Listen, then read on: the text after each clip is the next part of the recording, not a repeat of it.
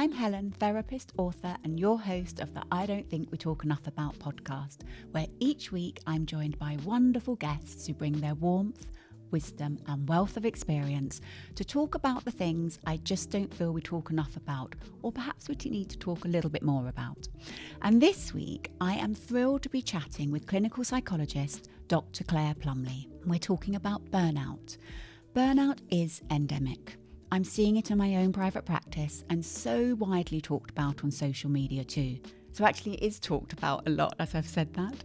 Life no longer has an off switch and our nervous system simply can't sustain the stimuli. So I can't wait to dive into this with Claire, who not only has the most incredible book that we're going to talk about, but also has all the expertise to bring some clarity to burnout for us all. Knowledge is power, and I know that Claire is the perfect person for us on this subject right now.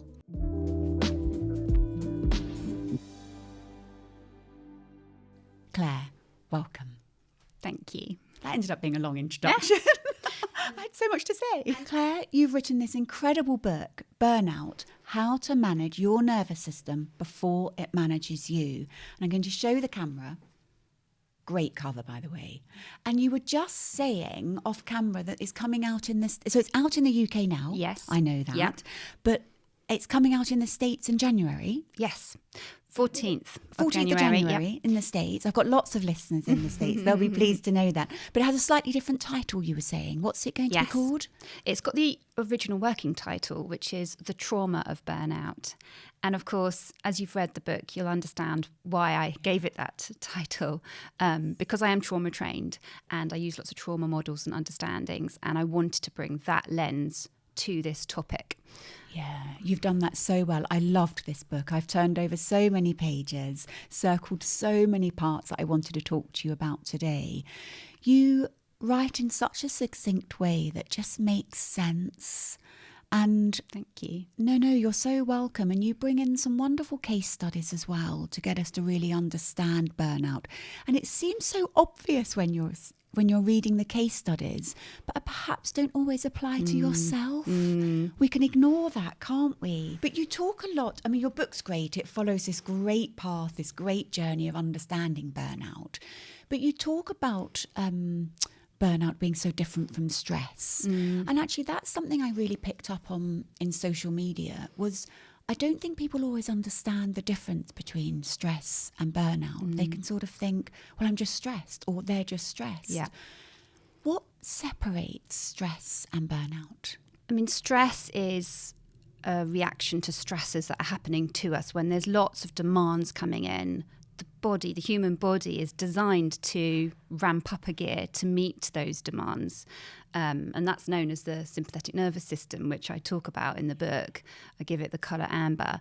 And so, we go into a different place where we're kind of revved up through our fight or flight reactions to problem solve, to deal with things in a kind of quick way. And when those incoming demands are just about right for our capacity and resources and energy levels, and we can resolve them, then we come out of stress and the stress is resolved and we can kind of rest again. But in burnout, there's often constant stressors coming in, and our capacity to meet those might not be possible for many different reasons. And quite often a lot of people, I'm sure you get this as well, where you work, it's not just one source of stress. We often get sandwich generations where you've got dependents or elderly parents. We've got financial stresses, trying to please the boss, your colleagues, your PTA, whatever it is. There's often multiple stresses. And so if they are all coming in and demands then kind of outweigh your resources and energy levels, this can then tip us into this more shut down place. And burnout is often more of a hollow, empty place. So I've given all I've got and they still haven't got to a resolution. And you can end up in that place where your repertoire of emotions is just massively reduced. You don't have access to joy, feeling content, that passion that you might have when you're in positive stress, eustress, that's called. That's all gone. And you're just feeling completely frazzled and wiped out. You've got no energy, emotional energy or physical energy, and you're quite detached from everything. You're not kind of able to get that connection with the things that used to light you up in your work or with the people around you. And you might also become much less able to be accomplished at what you're doing. You know, maybe you're cutting corners or missing things, dropping balls, you're kind of getting all that brain fog. So it's more of a kind of closed down, hollow, kind of on autopilot kind of state. Gosh, it sounds horrible, doesn't it, to be there in that place? I know you mentioned before we came on camera that you'd had a bit of a journey with burnout as well yourself. Yeah, so I talk in the book about the 5 stages of burnout. There's different models, and I thought that was a helpful one. And also that there are different times in one's life where you might be more at risk of burning out. We can talk maybe about that a little more later. Yeah, definitely. But I've definitely experienced the kind of stage 4 high functioning where you don't really realise how stressed you are and you're pushing through. I think people can often mask themselves how much they're struggling. So I've definitely had a period of that in the NHS when I was working and being expected to see a high number of clients who are quite complex, not really being given any of that time and support due to cutbacks that you used to have when I first started working in the NHS.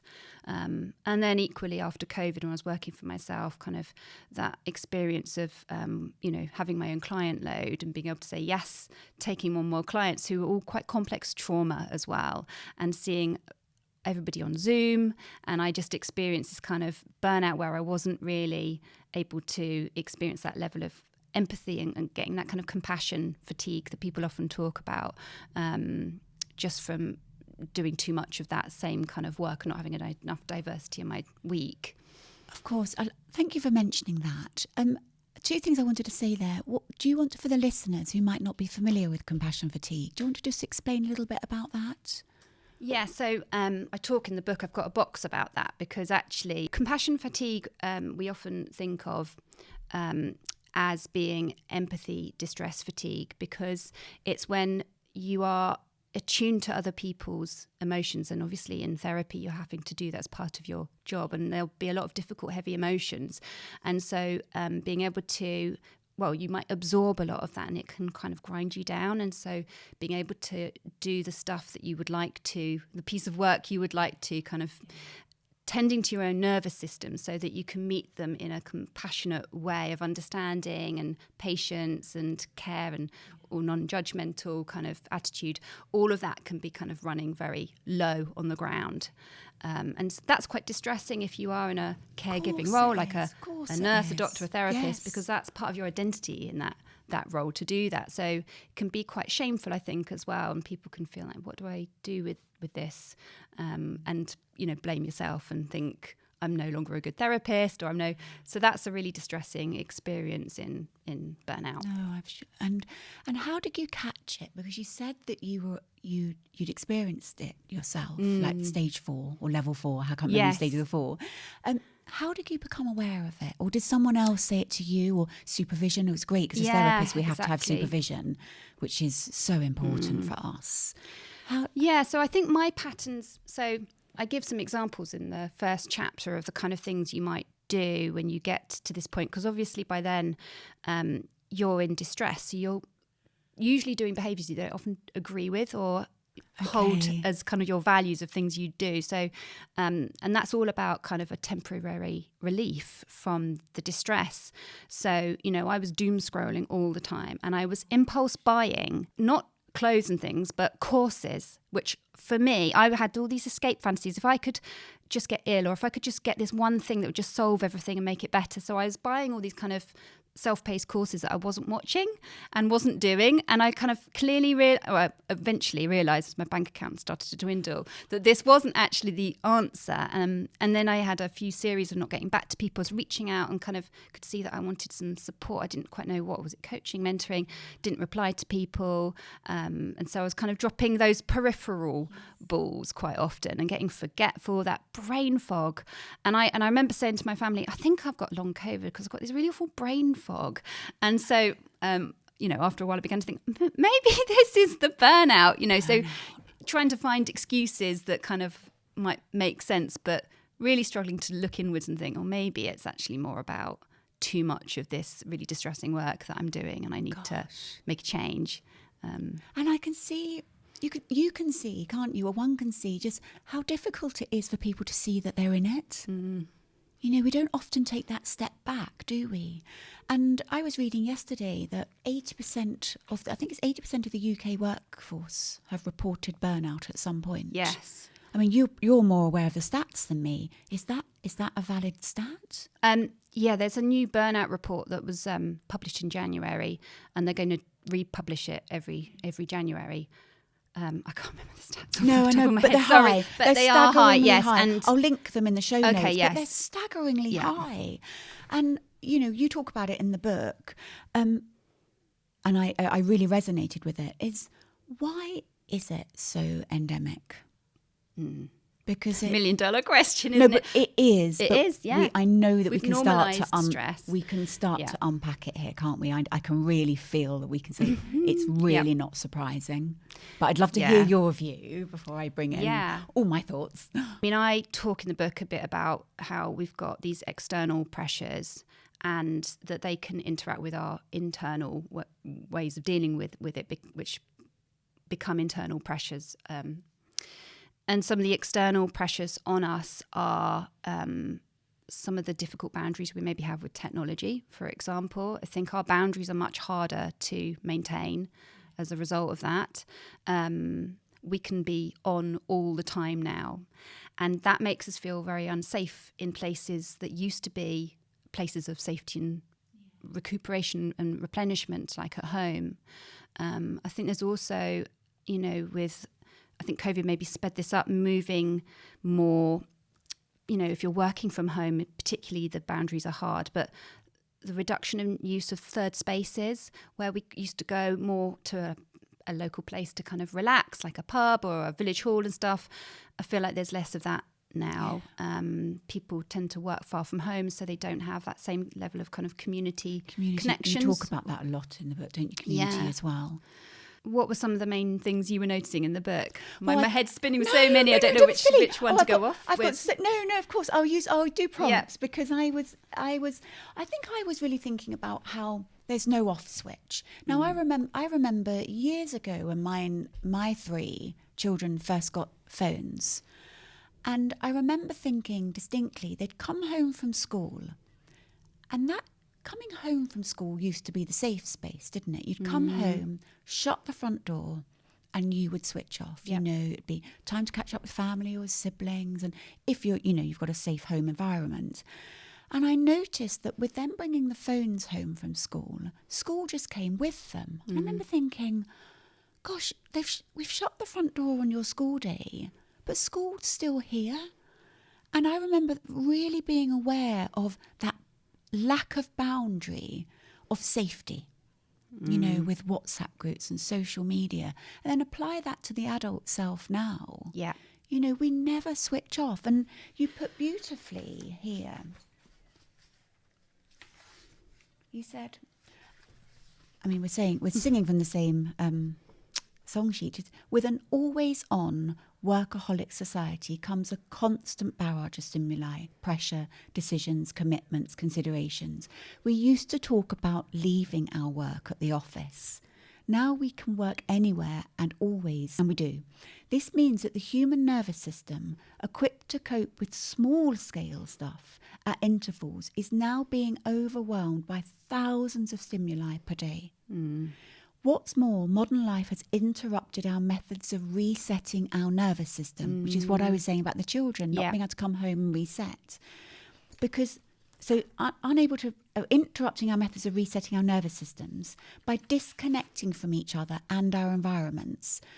Not only is the pace of life fast and furious, but it's more often conducted on screens. The opportunities for, and I loved this, the opportunities for anchoring and settling our nervous systems are disappearing. We have to work so hard to not get burnt out. I mean, yes, all of that. We just need to work hard. That's it.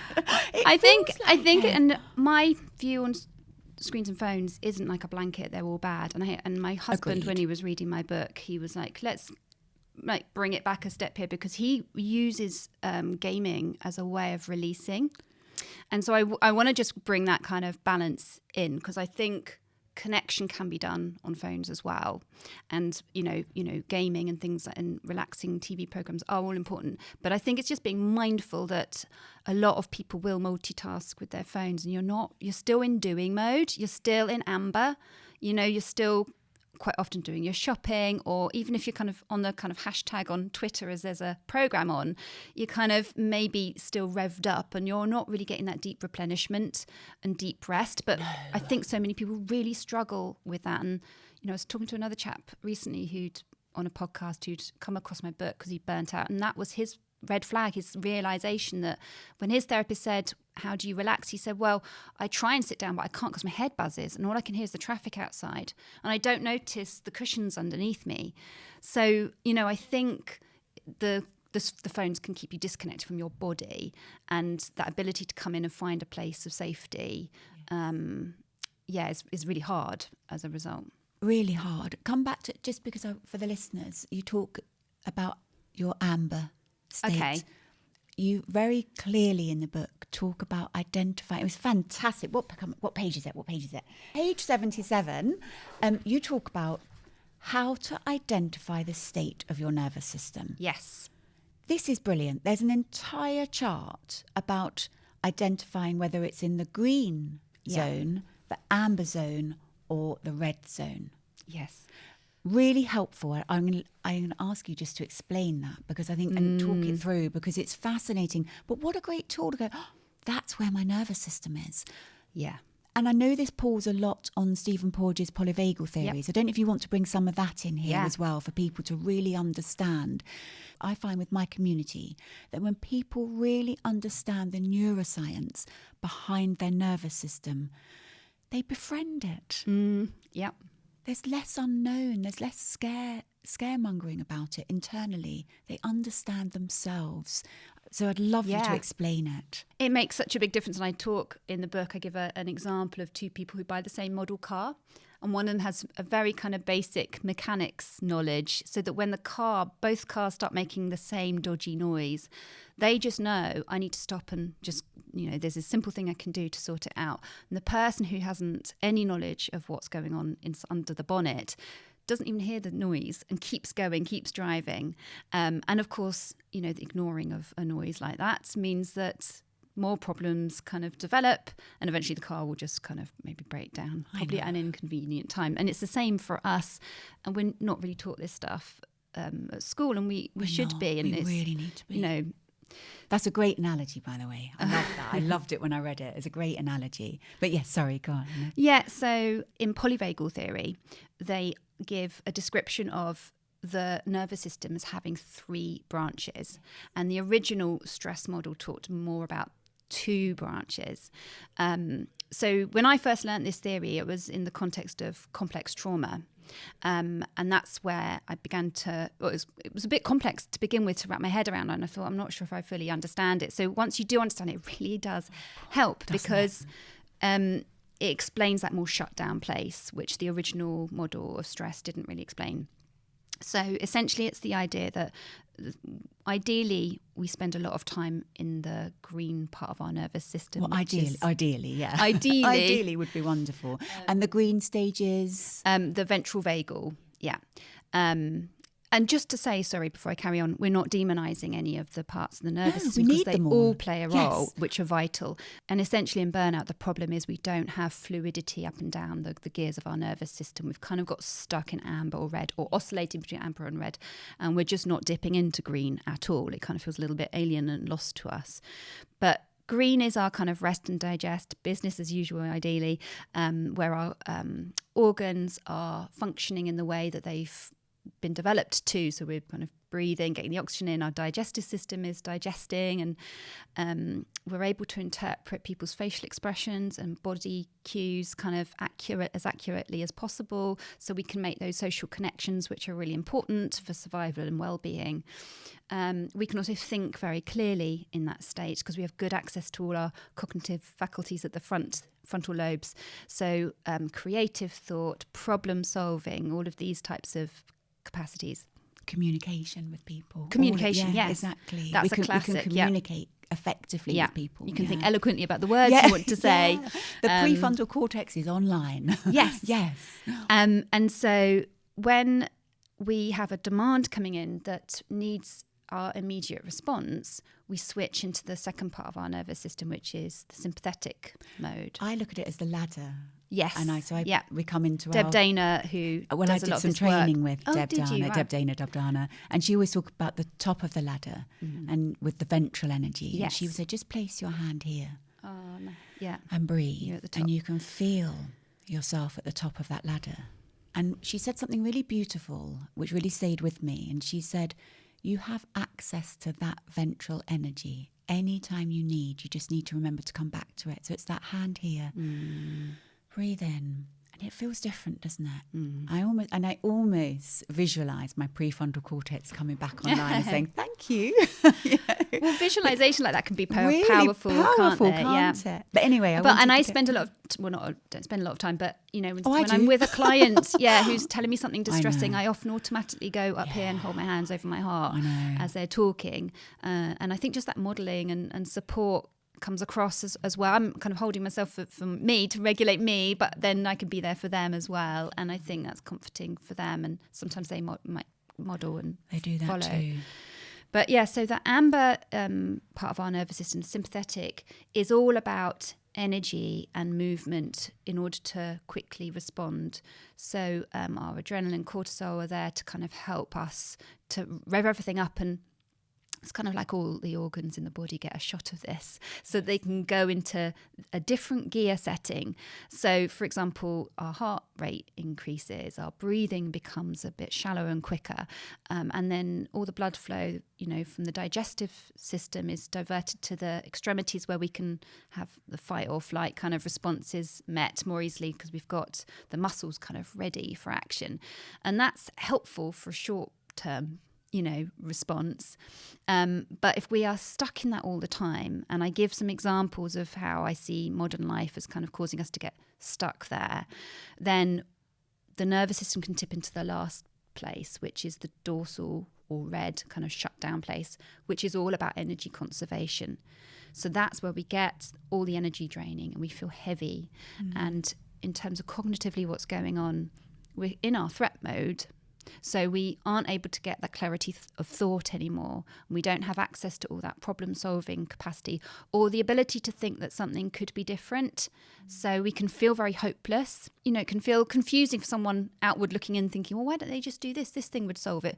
But if someone's in that really difficult place, they can't access that thought like that.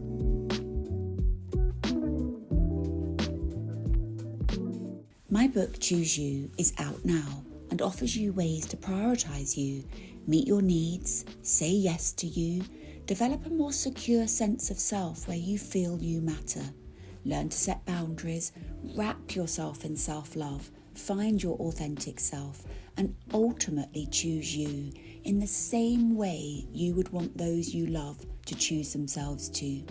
Choose You, out now. So the table that you're talking about literally goes through what the mode is, why we have it, and what you're experiencing in the body, in your emotions, your cognitive abilities, your thinking styles, and what you're likely then to do as a result. Yeah. I won't run through them all here because it can go on and on. I've tried to do that before in a podcast, and you get a bit lost in all the detail.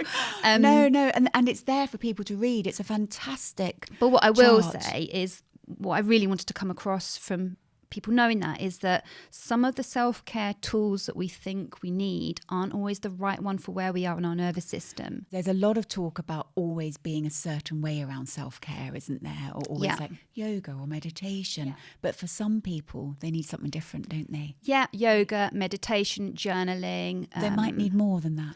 And so those are all good tools. So I'm not saying don't do these things, of course. But sometimes you might need something before that. Yes. Before you can access essentially green mode kind of faculties to do some of those things. And the other thing is that a lot of those involve stillness. If you're in your amber, that's a kind of frenetic kind of place of energy. So I talk with my clients about, you need to discharge some of that energy and cortisol, and adrenaline before you can come to a place of stillness. So, and that's what chapter 5 is all about. What are the tools that you can do? Do you want to bring some in here? Yeah, of course. I mean, just any movement that feels good, shaking, stretching, sometimes I might run up and down the stairs a few times. It kind of just depends on the person and your body and what you works best for you. But I would try these things out. Naturally we pace, don't we, when we're agitated? Yes. So don't try and stop that, because it looks odd and we don't tend to encourage that. But there was a moment when I was writing my book when I lost 3 chapters of the book.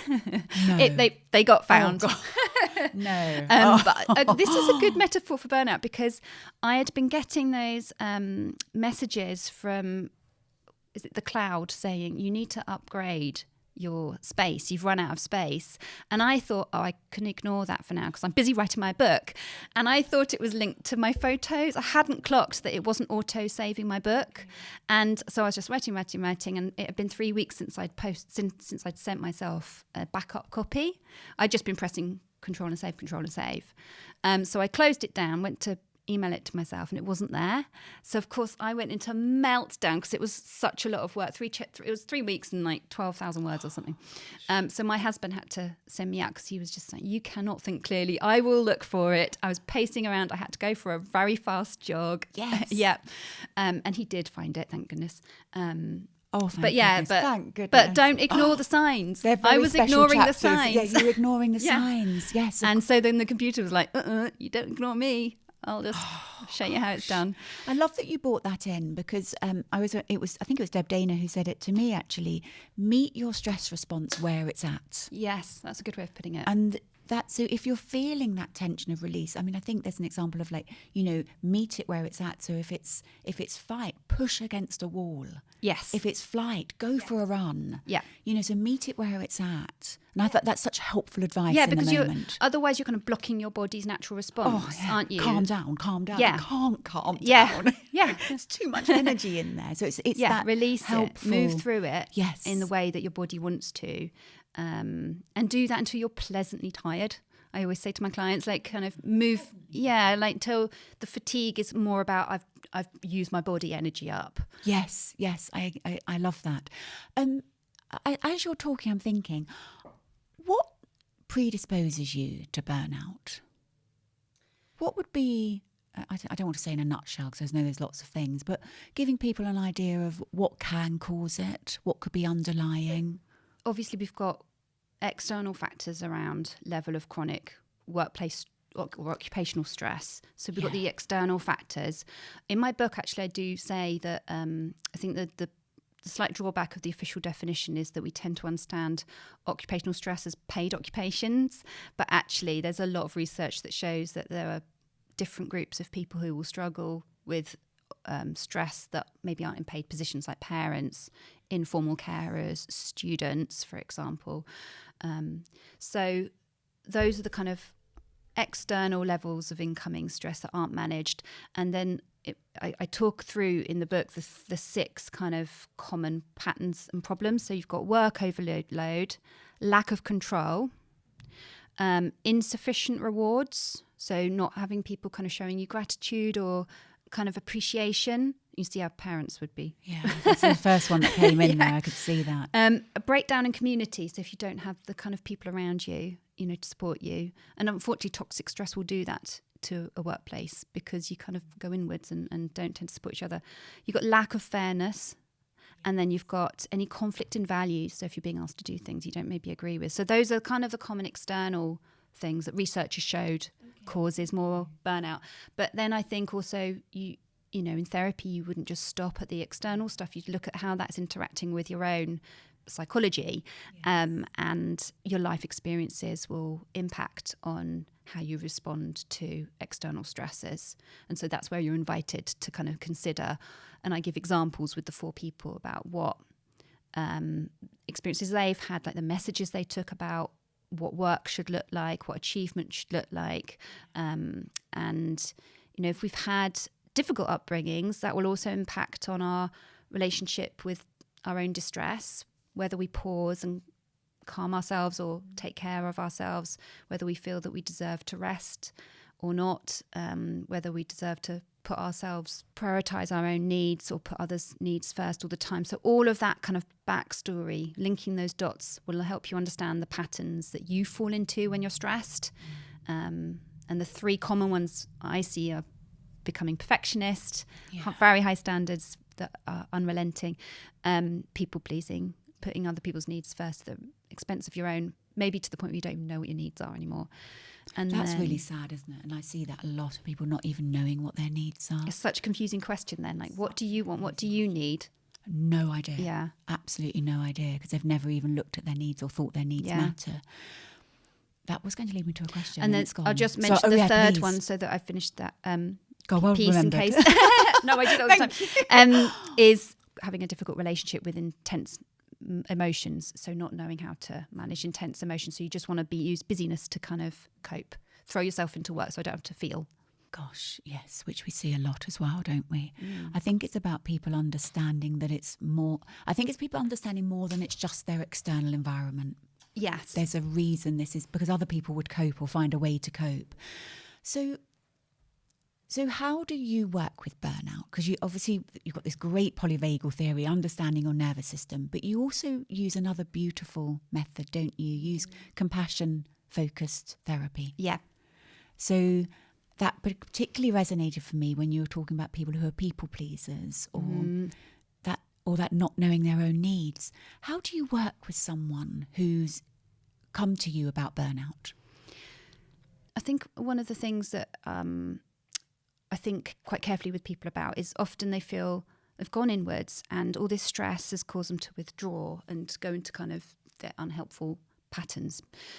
And sometimes there is potential support out there that they just can't see, or they're just not used to reaching out for. And that's, research shows that often people who might be more burnt out struggle to accept support. So they don't even see that it might be there. Okay. So some of the conversations I might have are about what self-compassion looks like, what compassion looks like, and that there are these 3 flows of compassion, and trying to strengthen them and seeing where they struggle with it. So obviously one flow of compassion is from yourself to others, and people don't tend to struggle so much with that, and they might have done too much of that quite often. Yeah, very often. The second flow is allowing compassion from others in to you. So that's receiving support or kind words. And then the final flow is compassion from yourself to yourself. And so that's where you might be supporting people with their soothing or problem solving in a way that's more kind of long term, like what do I see for myself in 10 years time, and the steps I'm taking now, the ones that will support me to do that. That's not the first piece of work. It kind of depends on the layer that we need to focus on first. Of course. But I think that those 3 flows are quite helpful for people to understand about, because I think self-compassion tends to be the biggest focus, and actually, a lot of the book is about feeling safe is about connections and what that can look like, and not trying to just deal with everything on our own, because I think that message has got a bit warped somewhere, and people tend to think I need to be independent and completely deal with things on my own. And I'm saying no, we were built to be interdependent, not independent. Please say that again. We were built to be interdependent, not independent. And that's beautiful, because Stephen Porges made that really clear, didn't he? He said, the real understanding of the nervous system is understanding the importance of co-regulation. Yeah. We aren't meant to be doing this alone. Yeah. And that's why before we came on camera, I said to you, can you guess my favourite chapter? And it was about feeling safe. And that chapter's beautiful. It's an absolutely beautiful chapter. I loved when you talked about the 3 parts about compassion, because it's not just about being kind to yourself and that making everything okay. We need other people to feel safe in our body. And I think this chapter 4, and this was one of my favourite chapters in your book, about how to feel safe and connecting with others. And that's the really sad thing, isn't it? I remember a book by Oprah Winfrey and Dr. Bruce Perry, What Happened to You? And I remember a really poignant part in it about you can do so much healing But if you don't have a really compassionate, caring support network around you, it's actually really difficult to heal. And I know that's really hard for people to hear, but I think it's really important we say it. Your support group around you matters more than you consciously realise. Yeah. Find your tribe. And is that can be really challenging, because really if we've challenging. normalised stressful ways of doing it, I think doing life, doing parenting, doing work, doing all the things, it can be hard to find those people. But, you know, it's important, I think. Hugely. We've talked about compassion a lot. Yeah. And in my book, I don't use the compassion word until later on, because I think some people really struggle with the word compassion. I know they do. And so if anyone's listening to this thinking, that book's not for me, I don't need that fluffy compassion stuff. Fair enough. Just know that the book is all about the neuroscience of the compassion and where it fits.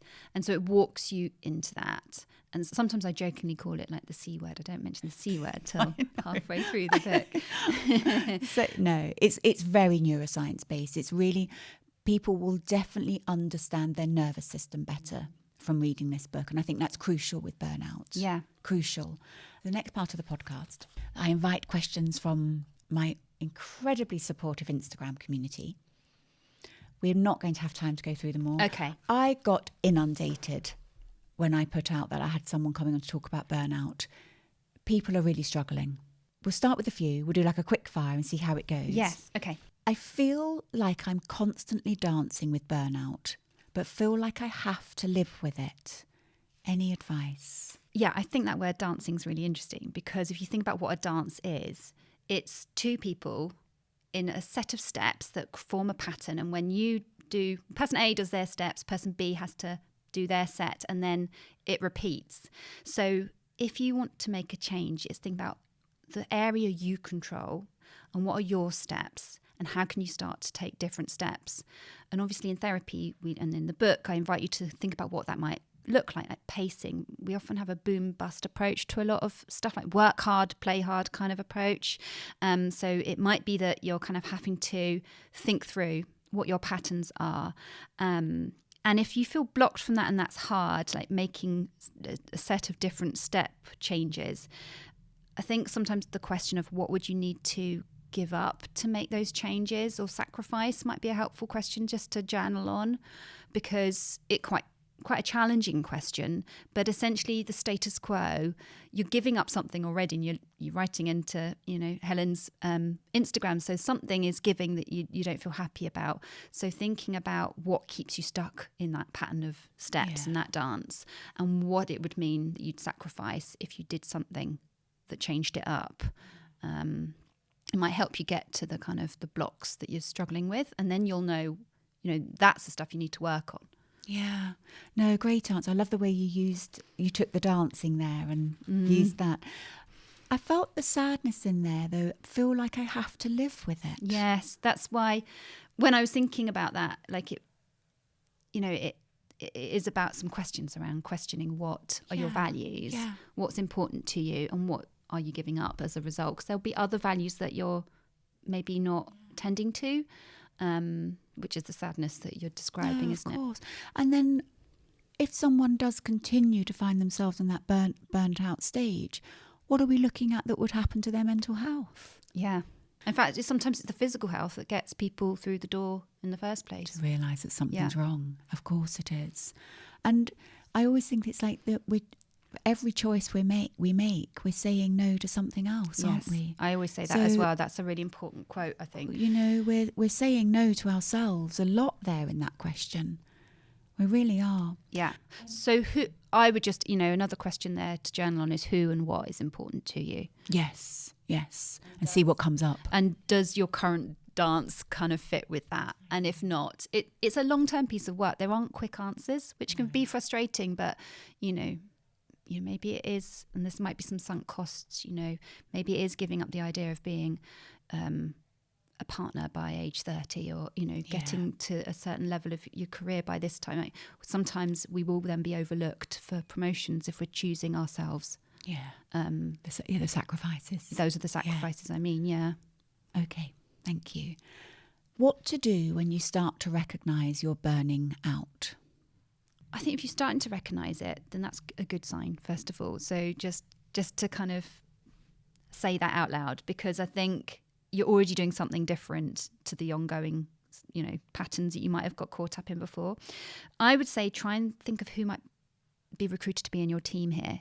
There's a nice thing we do in therapy sometimes, which is building a team of resource figures. And you think about your nurturing, somebody who has provided you nurturing in your life, someone who's provided you a sense of protection because they stood up for you or kind of were physically kind of protective. And then someone who's got wisdom, who's quite grounded, you can go to, and they won't be shaken up when you go through a problem. And are there people with those kind of qualities that you can actually go and have a chat to about stuff? Think creatively about who they might be. But it's really hard to deal with this stuff on your own. And I'm keep coming back to this idea of connection and co-regulation. And if you're dysregulated, it's really hard to come up with the answers immediately on your own. It might be that has to be, maybe you don't have anyone in your immediate life. Maybe it has to be a service or a paid resource. You can go to your GP, you can say this is going on and see if you can get some time off work, if you're in paid work. I mean, the short answer to this is obviously rest, but what my book goes into is why that's so hard and why we've struggled to feel safe when we pause, when we pace ourselves, when we rest. I think there's a few different reasons, but obviously the nervous system answer to that is that resting involves coming back to stillness, which is going against the fight or flight response. So that's one thing, and that can actually make us feel less safe, actually. And then all the kind of thoughts, negative thoughts, will crowd in. Like, I'm lazy, or what will other people think? I'm going to drop balls, and it will be much worse for me. It's better just to keep going. So the more of that urgent sense of urgency you've got, the more those negative thoughts are coming up, is more of a sign that you do need to rest. That is the sign. Okay. And then just to say as well that we need to take our cues from our environment for resting. Our ancestors, there's a misunderstanding about rest, that we will be able to rest or go to sleep when we're tired enough, but it's not. That's not the case. We can only do that when we feel safe enough, because our ancestors could have been, super tired. They couldn't have switched off and gone to sleep if they weren't safe. So they had to create a sense of safety. And because our cues of work are always coming in, that makes it very hard for us. So thinking about what are the cues around you. Maybe it is putting your phone in the car at night, for example, so you can't kind of see all the things that are coming in and asking for you. Wow, I love that idea. Really put it away. Really kind of, you can't get at it. And tell people, I am not going to be checking my phone. So you don't feel like, I've done that. Now I feel like, they're going to wonder where I am. And get a compassionate accountability buddy to do that with, so you can check in. Like, I'm doing this thing. Do you want to do it with me? And we will just send each other a message saying, I'm now putting my phone away. And it's really hard because we do so much on our phones. So it's some practical stuff to kind of around that. Or, it might not be even the phone, but, for me, when I am working at home, I close and lock my study door so I can't see the cues of work, and I don't get a temptation to go and I'll just do this one thing, because it keeps me in that amber state of doing mode. Can you hide the cues of work? If you're a parent and the cues are always there because the kids' stuff at home, something I've done with other clients who are parents is throw a rug or something over the kids' toys, so you don't get an urge to kind of keep tidying up. You kind of switch off a little bit to some of their cues. It's impossible to hide all the cues of your kids, obviously, but just some of the mess and of course, disarray. No, that's great. I love that. Hide the cues. I thought this was a good question to bring in here, and I know that a few people asked it as well. What if people don't understand or validate your burnout? That felt quite like a lonely question. Yeah. It's horrible not to be understood, isn't it? Yeah, and I wondered which people they're referring to, if it's bosses, colleagues, family, and both came in. Yeah, okay. Both came in. So annoying therapist thing to do, but responding with another question. But what does it mean to you that they're not validating? What do you take from that? So, for example, I think a thing that a lot of people do with that is to then invalidate themselves. Right? They need that external validation from others to then really think, my feelings here are valid. I overuse the word valid there a lot, but you see where I'm going. Like, yeah. And actually, then we're coming back to the idea that where might there be some compassionate support? Maybe it is coming and looking at the messages on your posts, for example, and that's the validity you get. But if you are struggling and you're noticing your inner world and your distress, no one else can see that and really feel it like you can. So it is valid, it is important, and there are still steps. And it doesn't take, it's not easy, this stuff, because of course none of those stresses will just stop. And that's part of this question, isn't it? If people aren't understanding and validating, they're probably still piling the pressures on. And we're beginning to look at more boundaries at this point then, like what are the boundaries you need and why are you blocked and why are they hard? Yeah. But practicing those, and when you put in your new boundary and you're not used to doing it, you will get pushback. And that might be in the form that they're talking about, where people are like, well, shrugging it off, or, ignoring your request, or kind of questioning your reasoning. But that is pushback. And when you're setting a boundary and you said you just need to keep repeating and practicing the broken record technique where you keep doing it, because there's a rationale for you setting it, which is that you're feeling really burnt out. You're feeling Trust that feeling. And that lack of support comes back to what we were talking about earlier with co-regulation and the importance in the polyvagal theory of needing other people. Yeah. We need other people to feel safe with, don't we? So it's a really uncomfortable place to be in if you don't feel heard, you don't feel seen, you don't feel validated. It can be, you said earlier, you choose your right tribe. Yeah. And know that there are people who will be able to support you, just because the people you've tried to get support from don't see it. Don't give up. Are there any other resources you'd recommend, actually? So obviously your book's a great resource, but I'm just thinking for signposting people who are listening to this, who might be feeling, okay, I'm feeling some of this, I'd like to look for help. Where would be a good place to start? So there might be some practical stuff you could try, like, HR and occupational health. Okay. Wellbeing champions at work. Right. Yeah. They're trained and they will be really pleased to have an opportunity to try and support you. Brilliant. So if you're in a work setting, look at those. If, your issues are more kind of around home stuff, in Somerset anyway, where I live, we have village agents, and I think that's a national thing. You can go to a village agent, just like research in your area, and they will be able to provide you with ideas and resources that you might be able to have access to. You can talk to your GP. Your GP will also be able to support you with signposting. Recently I was working with someone and we got them a carer assessment because they hadn't appreciated just how much of what they were doing, and so they're getting extra support now from that. Equally, nurseries and schools will sometimes be able to have some signposting of resources of local things that, their other parents might be linked to.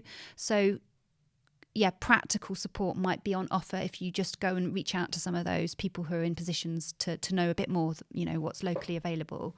That's really helpful. I think it's really important people don't feel so alone in it. Yeah. I mean, as we say, those stats that we talked about at the beginning are staggeringly high. And I know that also within different cultures, it can be really hard to come forward and admit that you're struggling. Yeah. So it's great that there's support out there that people can start to tap into. Well, thank you for all of those. They're great, really helpful. And the one final question I ask all my guests is, what does it mean to you to choose you? I think for me, it's when I've got any downtime, to choose me is to just not rush into the next thing without pausing and checking in with what I want. And that can then look different depending on that. But it's remembering to do that and not just filling the time quickly with the doing mode, the to-do list, because I have a tendency to overwork and I'm passionate about what I do. And so, yes, sometimes it might be going for a jog, it might be like knitting, it might be quality time, going and chatting to one of my kids. But it's like tuning in and remembering to do that before I go and do the thing. I love it. So almost that pause before going on to do the next thing. Yes. Otherwise there's no pause, is there? Yes. No time. You're just doing and not really thinking, what do I need right now? That's a great answer. Like? I love that. Yeah. Oh, Claire, it's been so gorgeous to meet you and chat with you. I could have spoken about the entire book and gone chapter by chapter, but thank you so much for taking the time. Oh, I've loved it and appreciate your taking the time to read it and really kind of, highlighting and quoting from it. Well, no, it's so important, so important. And I look forward to sharing this one. Thank you so much. Thank you. And thank you to all of you for listening and watching, and I hope you enjoyed. And if you did, it would mean the world to me if you could review and follow the podcast. Your support means so much to me, so thank you.